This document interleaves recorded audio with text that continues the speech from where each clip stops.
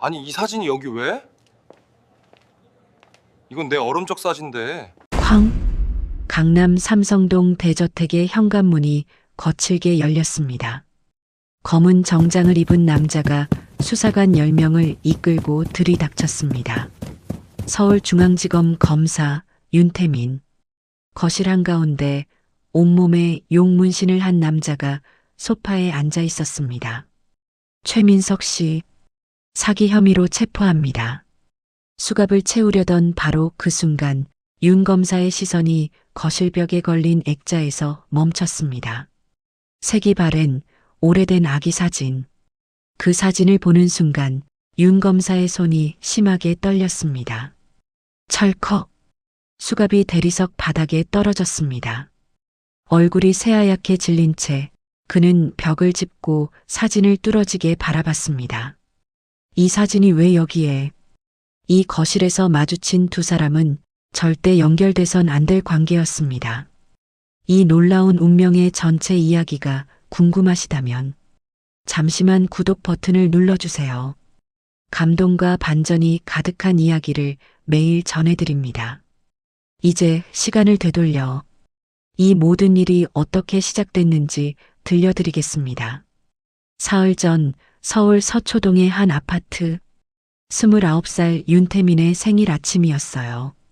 작은 원룸 거실 책상 위에는 편의점에서 산 작은 케이크 하나가 놓여 있었습니다. 윤태민은 비닐을 뜯고 초 한 개를 꺼냈어요.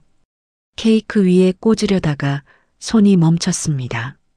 불 끄고 소원 빌 사람도 없는데 중얼거리며 초를 다시 내려놓았어요.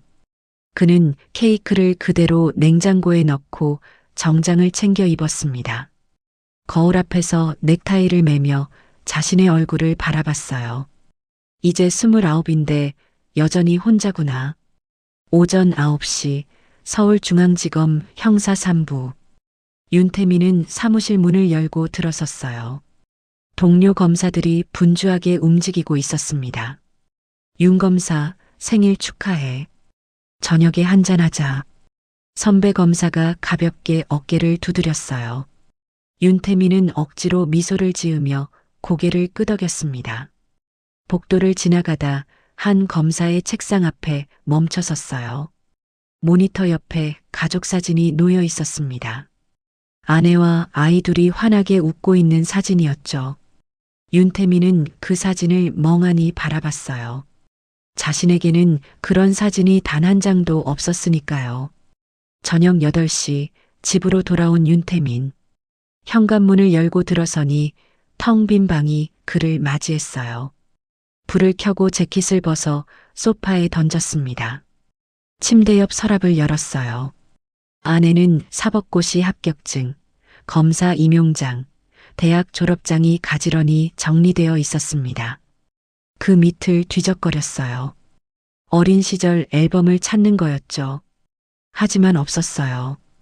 5살 이전 사진은 단 한 장도 없었습니다. 윤태민은 엄마에게 물어봤던 기억을 떠올렸어요. 엄마, 내 어렸을 때 사진은 왜 하나도 없어? 이사 다니면서 다 잃어버렸단다. 미안하구나. 돌아가신 엄마의 목소리가 귓가에 맴돌았습니다. 윤태민은 서랍을 닫고 욕실 거울 앞에 섰어요. 세면대에 손을 짚고 거울 속 자신을 오래 바라봤습니다. 나는 어떤 아이였을까? 어디서 태어났을까? 진짜 내 이름은 뭘까? 5살 이전 기억은 거의 없었어요. 흐릿한 이미지 몇 개만 남아있을 뿐이었죠. 유치원도 돌잔치도 아무것도 기억나지 않았습니다. 엄마는 좋은 분이셨어요. 초등학교 교사였던 엄마는 윤태민을 정성껏 키웠습니다. 가난했지만 대학까지 보내주셨죠. 하지만 윤태민은 늘 느꼈어요. 뭔가 비어있다는 걸, 뿌리가 없다는 걸. 거울에 손을 대고 한숨을 쉬었습니다. 내가 누구인지도 모르겠어. 냉장고를 열었어요. 아침에 넣어둔 케이크가 그대로 있었습니다. 윤태민은 케이크를 꺼내 쓰레기통에 버렸어요. 혼자 먹을 케이크는 필요 없었으니까요. 그날 밤 윤태민은 책상에 앉아 서류를 검토했습니다. 블랙팬텀이라는 사기 조직을 수사 중이었어요. 장기 실종 아동 사칭 사기, 유전자 검사 조작, 재벌가 노린 대형 사기극. 서류를 넘기던 윤태민의 손이 멈췄어요. 한 줄이 눈에 들어왔습니다. 피해자 박재현 회장 부부. 25년 전 백화점에서 실종된 아들 박서준을 사칭. 윤태민은 그 이름을 한참 바라봤어요. 박서준. 왠지 낯설지 않은 이름이었습니다. 고개를 저으며 서류를 덮었어요. 피곤해서 이상한 생각이 드나 보다 싶었죠. 하지만 그날 밤 윤태민은 이상한 꿈을 꿨습니다. 넓은 백화점에서 누군가의 손을 잡고 걷는 꿈이었어요. 그런데 갑자기 손이 놓였고 주위가 온통 낯선 사람들로 가득했습니다. 엄마, 엄마. 어린아이의 목소리로 울부짖는 꿈이었어요. 새벽 4시 윤태민은 식은땀을 흘리며 깼습니다. 가슴이 두근거렸어요. 꿈이었지만 너무 생생했습니다. 창밖을 바라보며 깊은 한숨을 쉬었어요. 그리고 사흘 후 그의 인생을 완전히 뒤바꿀 그 순간이 찾아왔습니다. 같은 시각 강남 삼성동의 한 저택. 박재영과 한수진 부부가 사는 곳이었어요. 넓은 정원에 분수대까지 갖춘 3층짜리 대저택. 누가 봐도 부러워할 만한 집이었죠. 하지만 이 집에는 아무도 모르는 깊은 슬픔이 서려 있었습니다. 새벽 6시 한수진이 침대에서 일어났어요. 54세 나이지만 여전히 우아한 모습이었습니다. 한때 촉망받던 피아니스트였으니까요. 하지만 25년 전부터 한수진은 피아노를 완전히 그만뒀어요. 손가락을 건반 위에 올릴 수가 없었습니다. 잠옷 차림 그대로 복도로 나왔어요. 2층 끝에 있는 방 하나 앞에서 멈춰섰습니다. 문에는 작은 명패가 붙어 있었어요. 서준이 방. 한수진은 주머니에서 열쇠를 꺼냈습니다. 조용히 문을 열고 들어갔어요. 방 안에는 25년 전 시간이 그대로 멈춰 있었습니다. 작은 침대, 로봇 장난감, 자동차 그림책, 색연필과 크레파스. 먼지가 소복이 쌓여 있었지만 그 어떤 것도 버릴 수 없었어요. 한수진은 창문을 열어 환기를 시켰습니다. 그리고 선반 위에 로봇 장난감을 조심스럽게 내려놓았어요. 부드러운 천으로 하나하나 정성스럽게 닦았습니다. 서준아, 엄마가 또 왔어. 작은 목소리로 중얼거렸어요. 오늘도 잘 지내고 있지? 어디서든 건강하게 자라고 있을 거야. 로봇 장난감을 가슴에 꼭 안았습니다. 눈을 감으니 4살 서준이가 이 로봇을 들고 까르르 웃던 모습이 떠올랐어요. 엄마, 로봇이 변신해. 아들의 목소리가 귓가에 맴돌았습니다. 한수진의 눈에서 눈물이 흘러내렸어요. 조용히 아무 소리도 내지 않고 울었습니다. 25년 전 그날이 생생했어요. 강남의 한 백화점이었습니다. 주말이라 사람들로 가득했죠. 한수진은 4살 서준이의 손을 꼭 잡고 왕구 매장을 둘러보고 있었어요. 엄마, 저 로봇 사줘.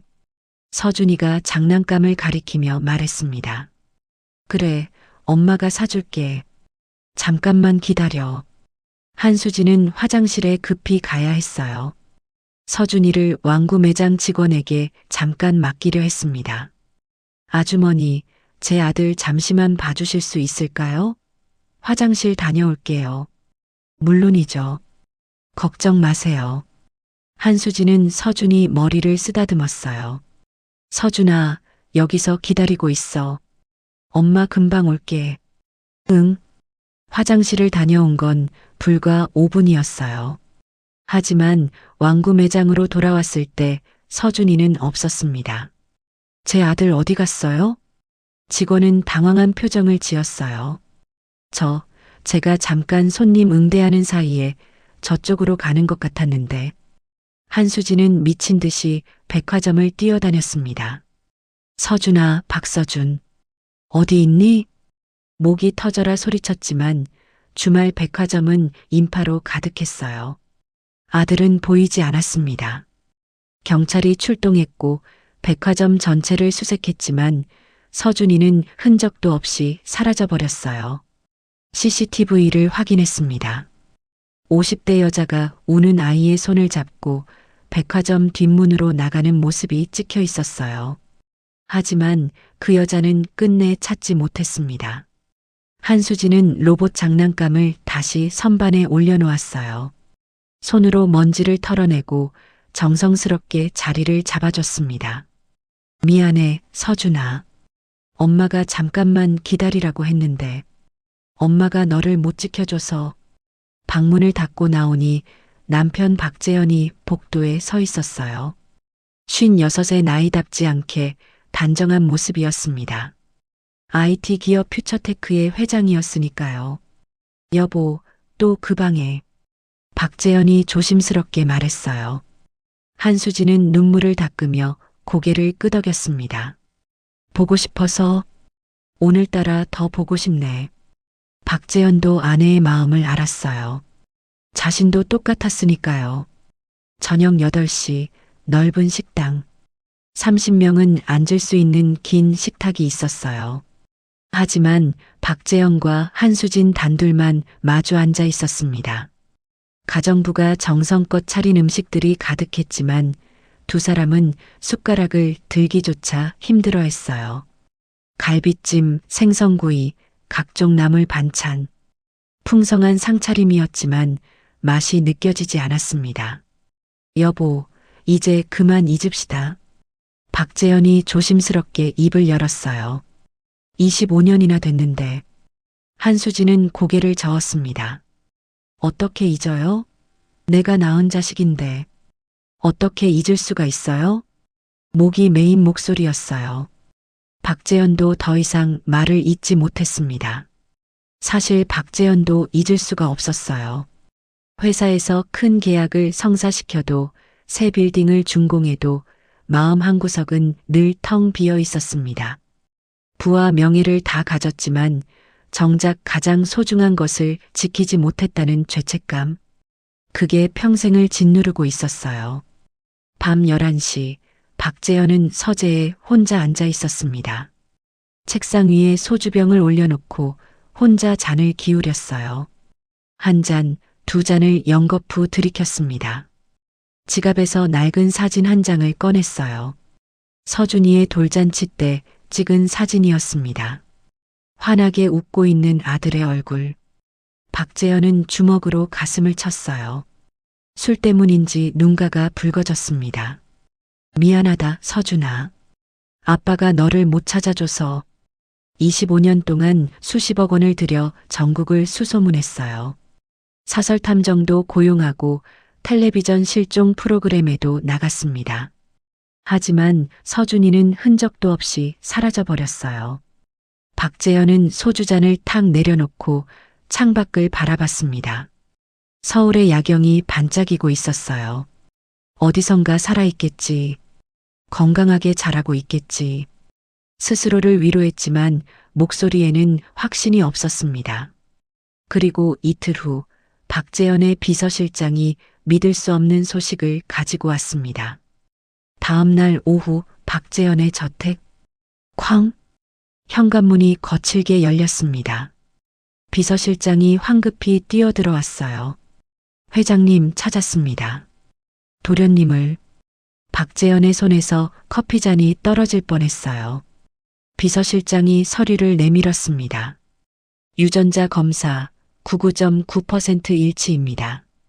박재현은 서류를 낚아채듯 받았어요. 국립과학수사연구원 공식 문서. 손이 떨렸습니다. 어디 있나 당장. 말이 끝나기도 전에 거실에서 낯선 목소리가 들렸습니다. 와, 집 진짜 개쩌네. 박재현과 정우진이 거실로 달려갔어요. 온몸에 용 문신을 한 남자가 소파에 비스듬히 누워 있었습니다.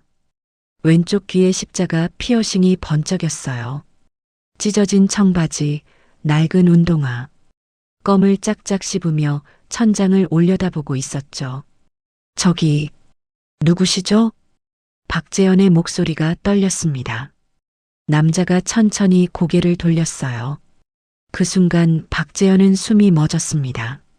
문신 뒤로 보이는 얼굴, 서준이의 눈매, 서준이의 코, 서준아? 최민석이야. 이름도 제대로 못 불러. 그리고 반말 니은니은. 계단에서 한수진이 내려오다 비명을 질렀어요. 서준이. 달려가 껴안으려 하자 최민석이 거칠게 밀쳤습니다. 야, 징그럽게 왜 안 와? 처음 보는 사람이. 한수진이 바닥에 주저앉았어요. 박재현이 부축하며 떨리는 목소리로 물었습니다. 우리가 너를 버린 게 아니야. 백화점에서. 닥쳐요. 최민석이 일어나 담배를 꺼냈어요. 변명 듣기 싫어요. 나 고아원에서 자랐거든. 매일 맞고 굶고. 당신들이 뭘 알아? 라이터를 켰습니다. 담배 연기가 거실에 퍼졌어요. 그건 안 돼. 내 집인데 왜요? 아, 곧 내 집이 될 텐데. 최민석은 소파로 다시 누우며 다리를 올렸습니다. 명품 가죽 소파 위에 신발 그대로. 박재현 부부는 말을 잃었습니다. 같은 시각 서울중앙지검. 윤태민은 블랙팬텀 조직 서류를 뒤적이고 있었어요. 손가락이 한 줄에서 멈췄습니다. 피해 사례 3. 박재현 회장. 실종 아동 박서준 사칭 사건. 박서준. 이름을 중얼거렸어요. 가슴이 철렁 내려앉는 기분이었습니다. 왜일까요? 윤태민은 고개를 저었어요. 그냥 흔한 이름일 뿐이라고 생각했습니다. 하지만 그 이름은 머릿속에서 떠나지 않았어요. 일주일이 지났습니다. 박재현의 저택은 완전히 달라져 있었어요. 최민석이 친구들을 불러들여 매일 밤 술판을 벌였습니다. 거실 바닥에는 소주병이 굴러다녔고 소파에는 담배 냄새가 배어 있었어요. 명품 가구들은 얼룩투성이가 됐죠. 어느 날 저녁 최민석이 서재로 들어왔습니다. 돈 주세요. 박재현이 서류에서 고개를 들었어요. 지난주에 1,000만 원 드렸잖나. 그게 벌써 다 떨어졌어요. 한 달에 3,000은 있어야 할 것 같은데 3,000만 원? 박재현의 눈이 커졌습니다. 왜요? 재벌 아들이면 그 정도는 써야죠. 아, 그리고 차도 사주세요. 페라리요. 최민석은 태연하게 말했어요. 박재현은 깊은 한숨을 쉬었습니다. 차는 좀 생각해 봐야겠구나. 빨리 결정해요. 다음 주까지. 최민석은 그 말을 남기고 나가버렸어요. 며칠 후 더 큰 일이 터졌습니다. 한수진이 서준이 방을 청소하고 나오는데 최민석이 그 방으로 들어가려 했어요. 민석 씨, 그 방은 제 어릴 때 방이잖아요. 당연히 제가 써야죠. 최민석은 문을 활짝 열었습니다. 한수진이 황급히 뒤따라 들어갔어요. 최민석은 선반 위 로봇 장난감을 집어들었습니다. 이런 낡은 거 왜 놔둬요?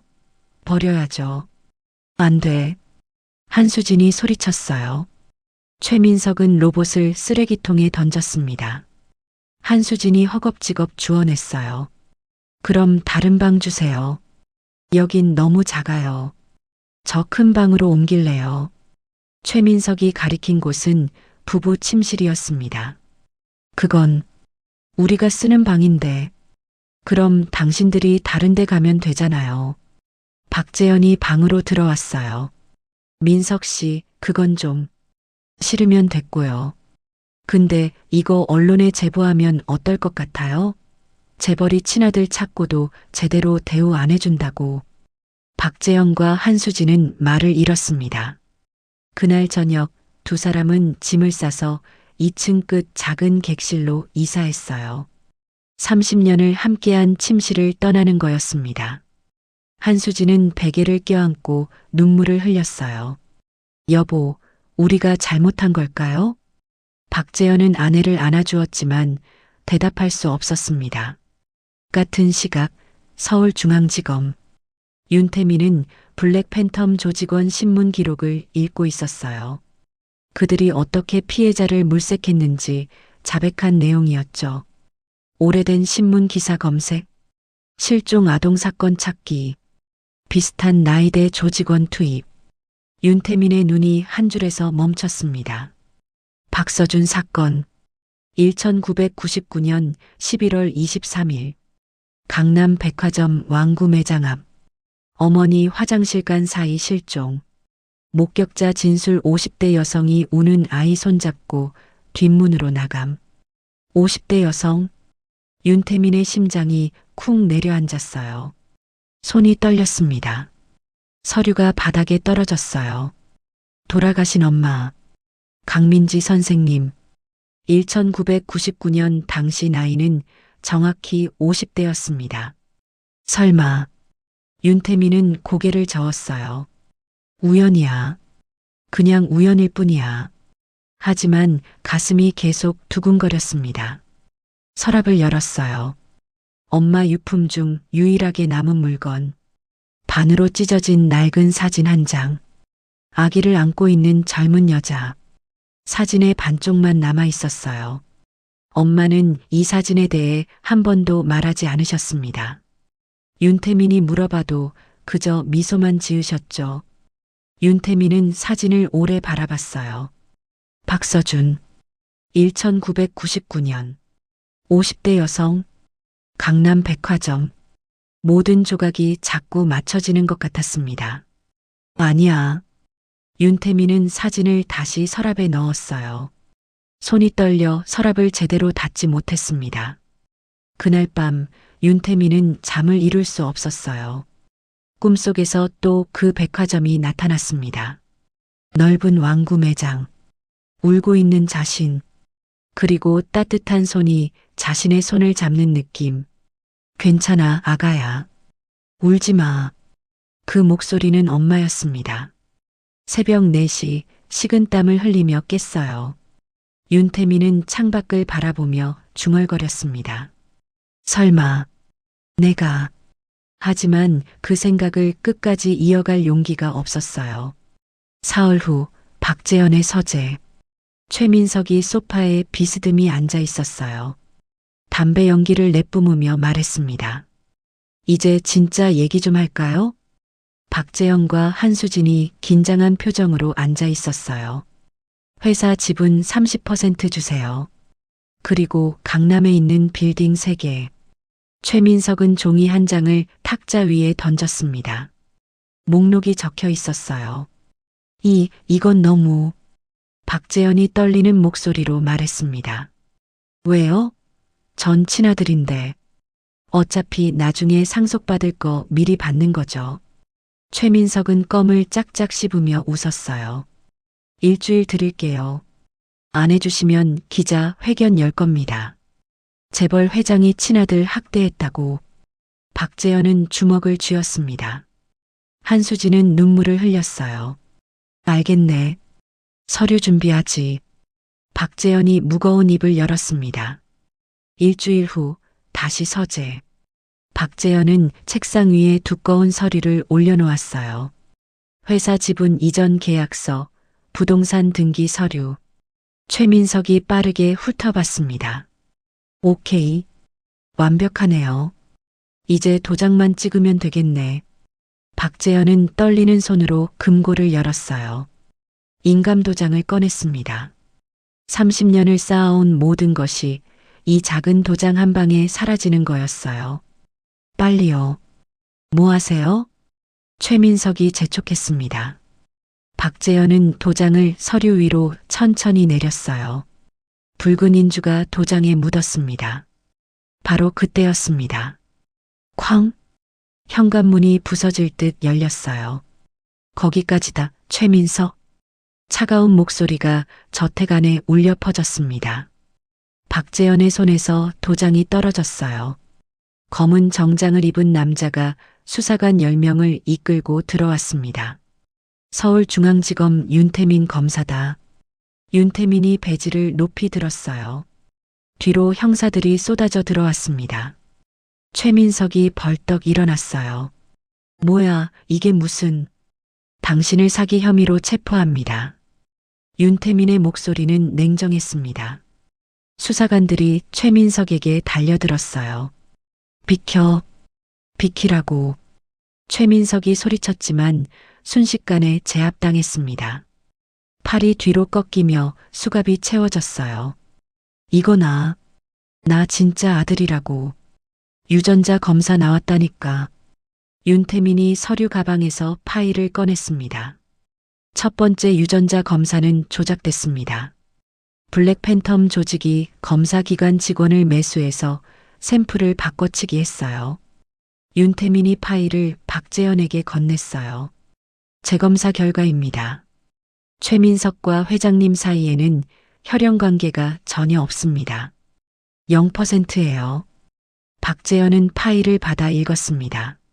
손이 떨렸어요. 한수진이 그 자리에 주저앉아 오열했습니다. 그럼 우리 서준이는 어디? 수사관들이 최민석을 끌고 나가려 했어요. 최민석이 발버둥 쳤습니다. 거짓말이야. 나 진짜라고. 윤태민은 최민석을 차갑게 내려다봤어요. 당신은 사기꾼입니다. 현관 쪽으로 향하려던 윤태민의 발걸음이 멈췄습니다. 그의 시선이 거실벽 선반 위 액자에 고정됐어요. 색이 바랜 오래된 아기 사진. 검사님? 수사관이 불렀지만 윤태민은 대답하지 못했습니다. 천천히 액자 앞으로 다가갔어요. 심장이 미친 듯이 뛰었습니다. 돌잔치 사진. 아기를 안고 환하게 웃고 있는 젊은 부부. 윤태민의 손이 떨렸습니다. 양복 안주머니로 손을 넣었어요. 조심스럽게 꺼낸 건 낡은 사진 한 장. 반으로 찢어진 사진이었습니다. 떨리는 손으로 그 사진을 액자 옆에 대어봤어요. 찢어진 부분이 정확히 일치했습니다. 같은 사진이었어요. 벽에 걸린 사진의 나머지 반쪽. 윤태민의 얼굴이 새하얗게 질렸습니다. 검사님, 괜찮으세요? 수사관이 다가왔어요. 윤태민은 손에 든 사진을 황급히 주머니에 넣었습니다. 아무것도. 목소리가 떨렸습니다. 박재현이 다가왔어요. 검사님, 감사합니다. 조금만 늦었더라면. 윤태민은 박재현을 보았습니다. 그리고 한수진을 보았어요. 가슴이 미어지는 것 같았습니다. 다행입니다. 겨우 그 말만 하고 윤태민은 현관으로 향했습니다. 다리에 힘이 풀려 비틀거렸어요. 밖으로 나오자 차가운 공기가 얼굴을 때렸습니다. 수사관들이 최민석을 차에 태웠어요. 윤태민은 저택을 돌아봤습니다. 저 안에 내 부모가... 하지만 확신할 수 없었어요. 증거가 필요했습니다. 윤태민은 차에 올랐습니다. 손이 떨려 시동을 걸기 힘들었어요. 셔츠 소매를 걷어 올렸습니다. 왼쪽 팔뚝에 손바닥만 한 화상 흉터가 있었어요. 서류에 나온 실종 아동 박서준. 왼팔에 화상 흉터. 윤태민은 흉터를 만졌습니다. 설마, 정말. 그날 밤 윤태민은 국립과학수사연구원에 전화를 걸었습니다. 긴급 유전자 검사를 의뢰하고 싶습니다. 목소리가 떨리고 있었어요. 다음 날 아침 서울중앙지검. 윤태민은 사무실 책상에 앉아 있었어요. 밤새 한숨도 자지 못한 얼굴이었습니다. 어제 박재현 저택에서 서재 바닥에 떨어진 머리카락 한 올. 몰래 채취해서 국립과학수사연구원에 보냈어요. 자신의 머리카락과 함께. 전화벨이 울렸습니다. 여보세요, 윤태민 검사님. 국과수입니다. 긴급 의뢰하신 유전자 검사 결과 나왔습니다. 윤태민은 전화기를 꽉 쥐었어요. 손에 땀이 났습니다. 말씀하세요. 제출하신 두 샘플, 직계 혈연 확인됩니다. 99.99% 일치. 부자관계가 확실합니다. 전화기가 손에서 미끄러질 뻔했어요. 확실합니까? 네, 검사님. 오차 범위 없습니다. 윤태민은 전화를 끊고 책상에 주저앉았습니다. 부자관계 99.99%. 그럼 정말 내가 박서준? 두 손으로 얼굴을 감쌌어요. 숨이 막혔습니다. 똑똑. 문이 열리고 부장검사가 들어왔습니다. 윤 검사, 잠깐 나와보게. 윤태민은 비틀거리며 일어났어요. 부장검사실로 따라갔습니다. 앉게. 부장검사의 표정이 심각했어요. 어제 박재현 회장 사건 말이야. 내부 조사 결과가 나왔어. 윤태민의 심장이 쿵 내려앉았습니다. 자네가 그 사건이 당사자의 가능성이 있다는 첩보가 들어왔네. 부장검사가 서류를 내밀었어요. 누군가 제보한 내용이었습니다. 박재현 회장의 실종 아들과 윤 검사의 나이, 출생지, 화상 흉터 위치가 일치한다는 내용이었어요. 이해 충돌 문제야. 자네 친부모가 피해자라면 이 사건 수사를 계속할 수 없어. 윤태민은 아무 말도 하지 못했습니다. 일단 수사팀에서 빠지게. 그리고 부장검사는 손을 내밀었어요. 배지 반납하게. 진상조사 끝날 때까지. 윤태민은 떨리는 손으로 양복 안주머니에서 검사 배지를 꺼냈습니다.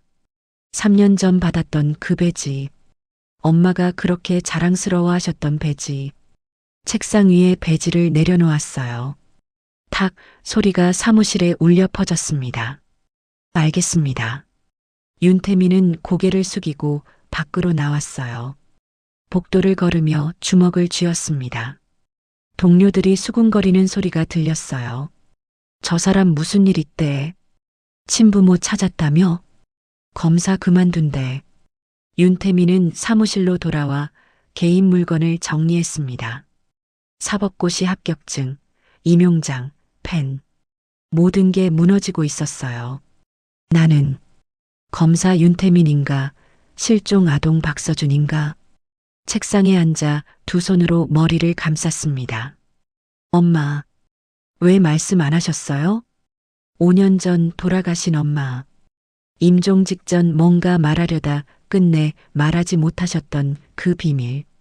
이거였구나. 윤태민은 서랍을 열고 찢어진 사진을 꺼냈어요. 사진 속 아기가 자신이었습니다. 박재영과 한수진의 아들.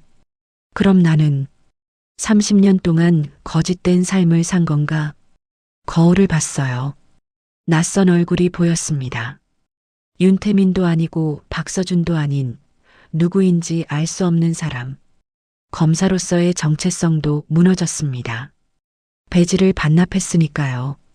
두 개의 기둥이 동시에 무너졌어요. 저녁 윤태민은 차를 몰고 평창동 저택 앞까지 갔습니다. 불이 켜진 거실이 보였어요. 박재영과 한수진이 소파에 앉아 있었습니다. 윤태민은 차에서 내리지 못했어요. 들어가서 말해야 할까? 제가 당신들 아들입니다라고. 하지만 입이 떨어지지 않았습니다. 혹시 또 틀렸다면? 혹시 이것도 우연이라면? 윤태민은 핸들을 쥐고 눈을 감았어요. 더 확실한 증거를 찾아야 해. 시동을 걸고 차를 출발시켰습니다. 백미러로 저택이 점점 멀어지는 게 보였어요. 저 안에 내 부모가 있는데. 윤태민의 눈시울이 붉어졌습니다. 조금만 기다려주세요. 확실한 증거를 찾으면 그때 찾아뵙겠습니다. 차는 어둠 속으로 사라졌어요.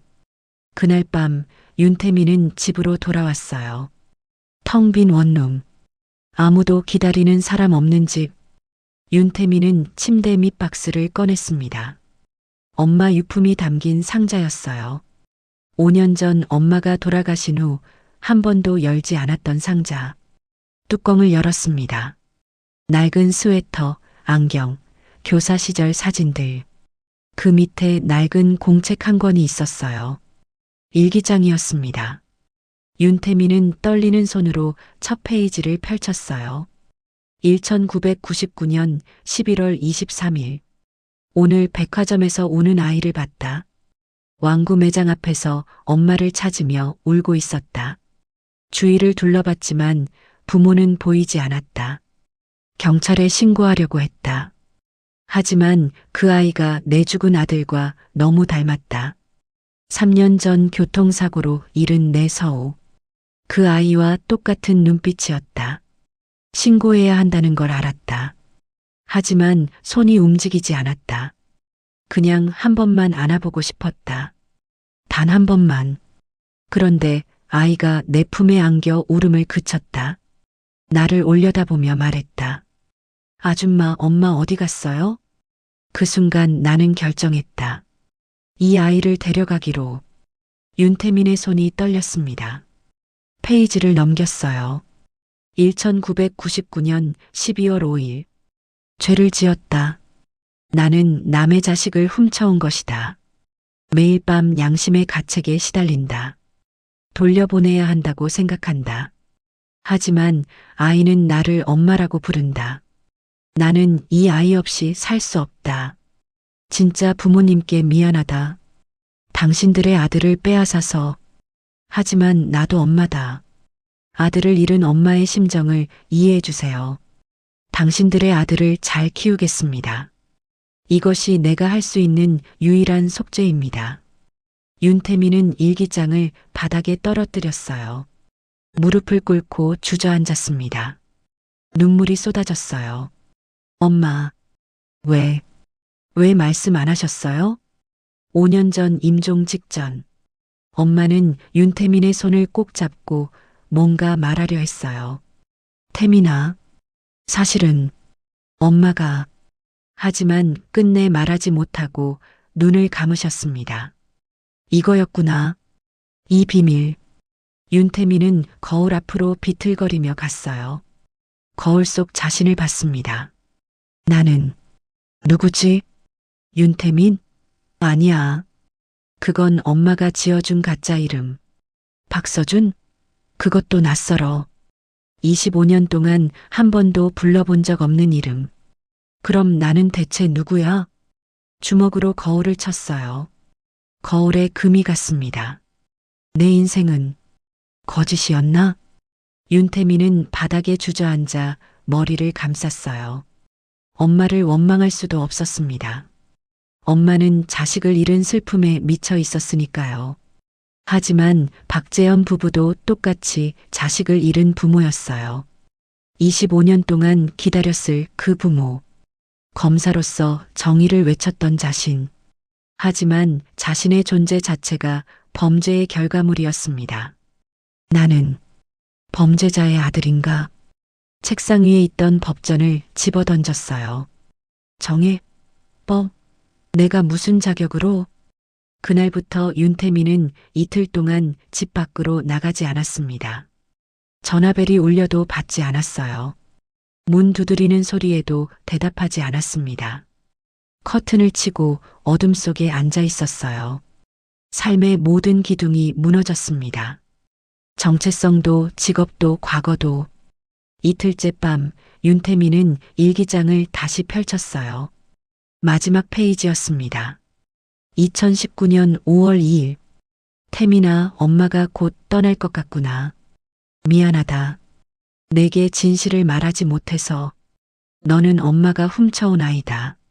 하지만 엄마에게는 세상에서 가장 소중한 아들이었어. 진짜 부모님이 어딘가에 계실 거야. 찾아가거라. 엄마를 용서해 주렴. 그리고 행복하게 살아라. 사랑한다. 내 아들아. 윤태민은 일기장을 가슴에 꼭 안았어요. 눈물이 멈추지 않았습니다. 엄마, 사랑했어요. 저도 엄마를 사랑했어요. 하지만 이제 어떻게 하죠? 창밖으로 새벽 햇살이 들어왔습니다. 윤태민은 천천히 일어났어요. 떨리는 손으로 세면대에 찬물을 받아 얼굴을 씻었습니다. 거울을 봤어요. 눈이 퉁퉁 부어 있었습니다. 결심했습니다. 찾아가야 해. 진짜 부모님께. 윤태민은 정장을 꺼내 입었어요. 넥타이를 맸습니다. 비록 검사 배지는 없지만 당당하게 찾아가야 했어요. 진실을 말할 시간이었습니다. 그날 저녁 윤태민은 평창동 저택 앞에 섰습니다. 떨리는 손으로 초인종을 눌렀어요. 가정부가 문을 열었습니다. 어머, 검사님. 어서 오세요. 윤태민은 거실로 들어갔어요. 박재현과 한수진이 소파에서 일어났습니다. 검사님, 무슨 일로? 박재현이 반갑게 맞았어요. 회장님 부인. 말씀드릴 게 있습니다. 윤태민의 목소리가 떨렸습니다. 양복 안주머니에 손을 넣었어요. 사실은 바로 그 순간이었습니다. 쾅! 현관문이 거칠게 열렸어요. 최민석이 칼을 들고 뛰어들어왔습니다. 보석으로 풀려난 거였어요. 눈이 충혈되어 있었습니다. 이 개자식들, 다 너희 때문이야. 최민석이 칼을 휘두르며 달려들었어요. 피하세요. 윤태민이 박재현 부부 앞을 막아섰습니다. 최민석의 칼이 허공을 갈랐어요. 윤태민이 재빨리 최민석의 팔을 잡았습니다. 둘은 바닥에서 뒹굴며 몸싸움을 벌였어요. 칼이 윤태민의 셔츠를 스쳤습니다. 찢어지는 소리가 들렸어요. 왼쪽 소매가 갈라지며 팔뚝이 드러났습니다. 손바닥만 한 화상 흉터가 또렷하게 보였어요. 한수진이 그 흉터를 보고 숨을 멈췄습니다. 저 흉터. 윤태민이 최민석의 턱을 주먹으로 가격했어요. 쾅! 최민석이 바닥에 쓰러졌습니다. 윤태민은 재빨리 수갑을 채웠어요. 숨을 헐떡이며 일어섰습니다. 찢어진 셔츠 사이로 화상 흉터가 그대로 드러나 있었어요. 박재현이 한 걸음 다가왔습니다. 검사님, 그 흉터는 3살 때 생긴 거라고 들었습니다. 윤태민이 대답했어요. 한수진이 비틀거리며 소파에 주저앉았습니다. 서준이도, 우리 서준이도 왼팔에 화상 흉터가. 윤태민은 양복 안주머니에서 낡은 사진을 꺼냈어요. 이 사진을 보시겠습니까? 박재현이 떨리는 손으로 사진을 받았습니다. 반으로 찢어진 사진. 아기를 안고 있는 젊은 여자. 박재현은 거실벽 선반으로 달려갔어요. 액자를 떼어내 사진을 꺼냈습니다. 두 사진 조각을 나란히 맞춰봤어요. 틈새 하나 없이 완벽하게 일치했습니다. 찢어진 부분이 정확히 들어맞았어요. 이게... 박재현의 목소리가 떨렸습니다. 윤태민은 서류 가방에서 파일을 꺼냈어요. 유전자 검사 결과입니다.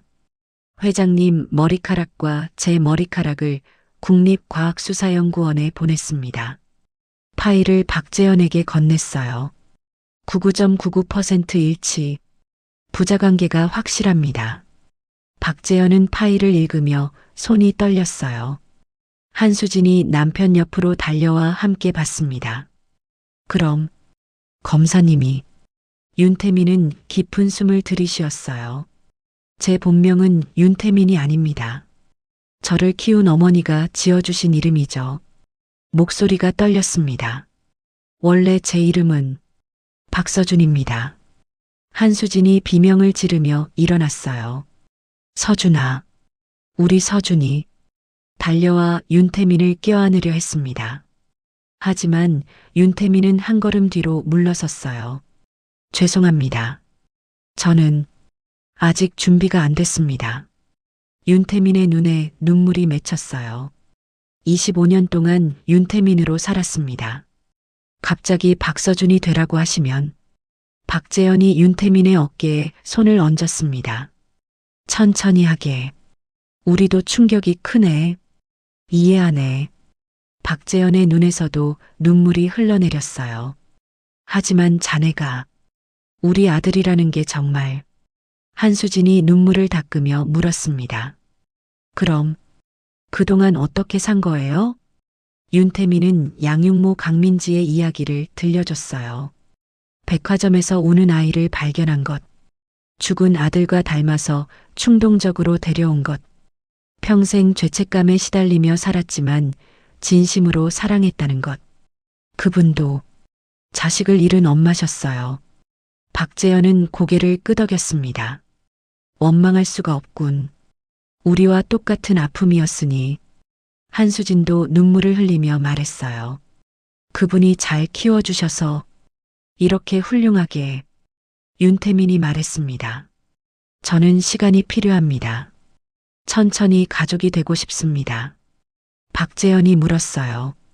가끔 들러줄 수 있겠나? 밥이라도 같이 먹고 싶네. 윤태민은 잠시 생각하다 고개를 끄덕였어요. 다음 주 일요일. 괜찮으실까요? 한수진의 얼굴이 환해졌습니다. 물론이죠.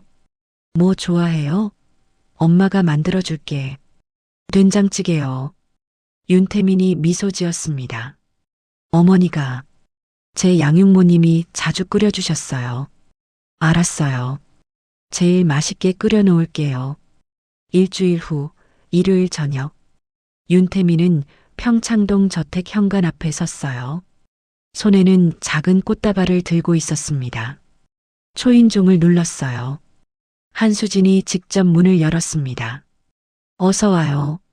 환한 미소였어요. 이거 드리려고요. 윤태민이 꽃다발을 건넸습니다. 한수진은 꽃을 받아들고 눈시울이 붉어졌어요. 식탁에는 따뜻한 된장찌개가 놓여 있었습니다. 구수한 냄새가 집안 가득 퍼졌어요. 세 사람이 식탁에 둘러앉았습니다. 맛있게 드세요.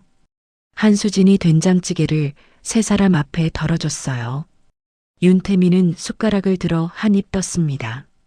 따뜻한 맛이 입안에 퍼졌어요. 눈물이 났습니다. 맛있어요. 정말 엄마 된장찌개 맛이에요. 세 사람은 한동안 말없이 식사를 했어요. 윤태민이 먼저 입을 열었습니다. 어머니, 저 어릴 때 뭘 좋아했어요? 한수진이 환하게 웃었어요. 로봇 장난감. 매일 가지고 놀았어. 변신한다고 하면서. 윤태민은 미소 지었습니다. 그 기억은 없지만 왠지 좋네요. 박재현이 말했어요. 천천히 채워가면 되네. 우리 시간 많아. 식사를 마치고 윤태민이 일어났습니다. 다음 주에도 와도 될까요? 한수진이 손을 꼭 잡았어요. 매주 일요일 약속이야. 윤태민은 고개를 끄덕이며 미소 지었습니다. 현관을 나서는 윤태민을 배웅하며 박재영과 한수진이 손을 흔들었어요. 윤태민도 차에 오르며 손을 흔들었습니다. 백미러로 두 사람이 보였어요. 여전히 손을 흔들고 있었습니다. 윤태민은 미소를 지었어요. 가슴이 따뜻해졌습니다. 집으로 가는 길이 더 이상 외롭지 않았습니다. 그 후 매주 일요일마다 윤태민은 평창동 저택을 찾았어요. 따뜻한 된장찌개가 놓인 식탁에서 세 사람은 함께 밥을 먹었습니다. 이야기를 나누고 웃고 때로는 눈물도 흘렸어요. 천천히, 아주 천천히 가족이 되어갔습니다. 잃어버린 25년을 조금씩 되찾아가면서요. 그리고 그 중심에는 언제나 따뜻한 된장찌개가 있었습니다.